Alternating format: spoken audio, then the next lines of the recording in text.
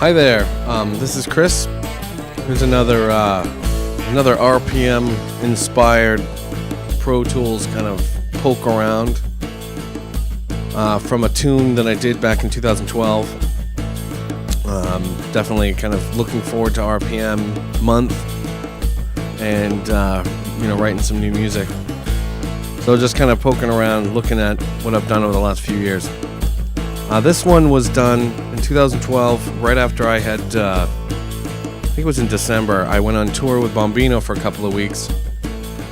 And so I was, thinking in this kind of 3, 6, 8, whatever this feel is. Because that's what we were playing. A lot of his stuff is, very much this kind of very trancey, kind of desert rock, West African kind of groove thing. And there was this riff that it's funny because it's kind of not even in this tune now. It was all just Za-Bida-Bada-Ba, Djembe, Za-Bida-Bada-Ba, Djembe. And it kind of didn't even, that's almost it, but it changed somehow. I don't even know. Anyways, but it was kind of started from this acoustic kind of thing. And so we'll start there.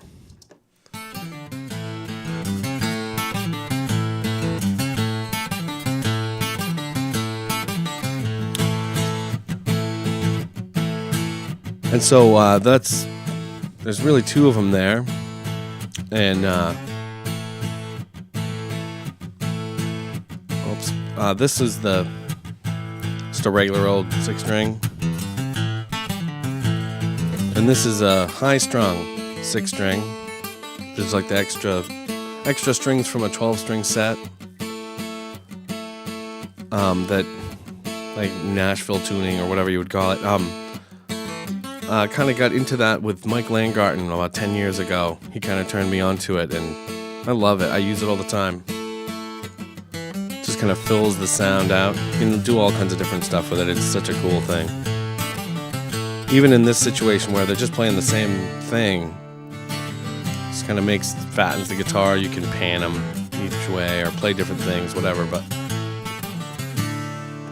And then there's these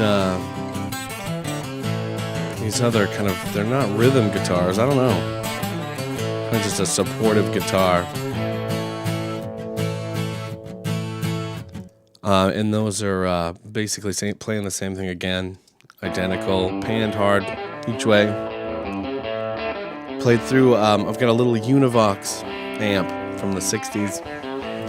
Tube amp, it's like 5 watts or something. And I just love that thing. I use it all the time for everything.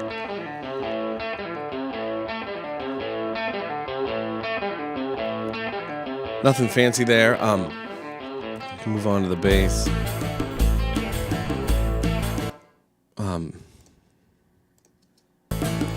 So I've been doing this bass thing kind of the same way for 6-8 years. And what it is it's actually that same Univox amp again in a line. So here's the line. And there's the Univox. Pretty hilarious sounding. But if you get the phasing right, the little EQ, you get this kind of big, I'm kind of looking for that Chris Squire kind of thing, or my own version of it. And in the tune, it's pretty badass.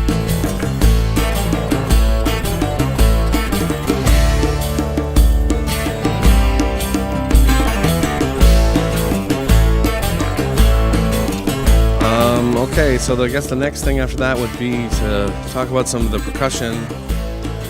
And this is a funny one because this drum here, this djembe, came from Africa. It was actually on tour with us when I went out with Bombino, and I brought it to the drum doctor, and it was declared dead on arrival when I did. It got left behind by those guys. They were they bought a bunch of stuff and put it in their djembe bag and didn't have room for it in their luggage when they were getting on the plane to go home. So, and it got left with me for a few months, whatever. Very cool drum, but just it was cracked a bunch of places and was very beat. And I tried to tune it up and couldn't get it happening. So that's kind of what it sounded like. So I added the sample to it to kind of try to give it some life.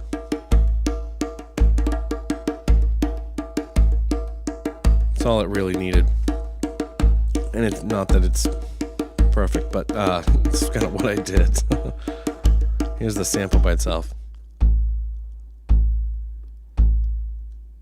So, and then there's these bells I think I played live with a tambourine and bells together, and some sampled chingy chongs or something, and some cymbals.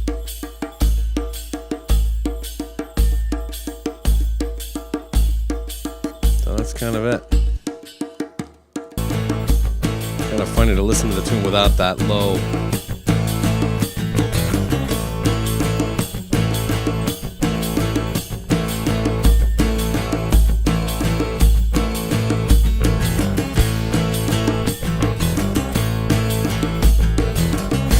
Interesting. So the only thing that's left really is the solo track,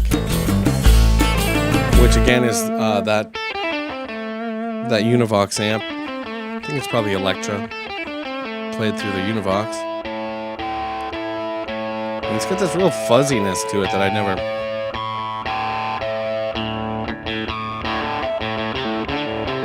never noticed before, maybe.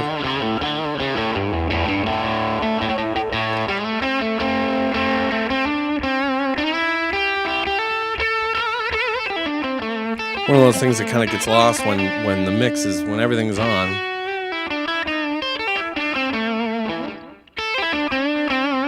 Might have just been a bad day for the amp. Sunspots or something, I don't know. And there's lots of different takes here. So I kind of comped together I wasn't sure what the solo was going to be, but there's lots of edits you can see. Changing things around. We could probably listen to a couple of those. I mean, who knows what's going on in this one.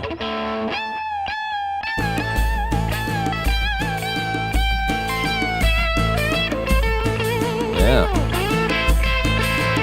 No question why that was edited out.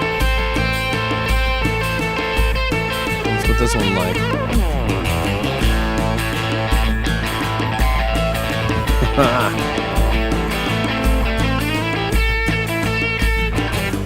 So usually this is the thing, I just kind of blow a bunch of stuff, and then I sit around and comp together the final thing and find the best bits, you know? So that's kind of it. That's the whole tune.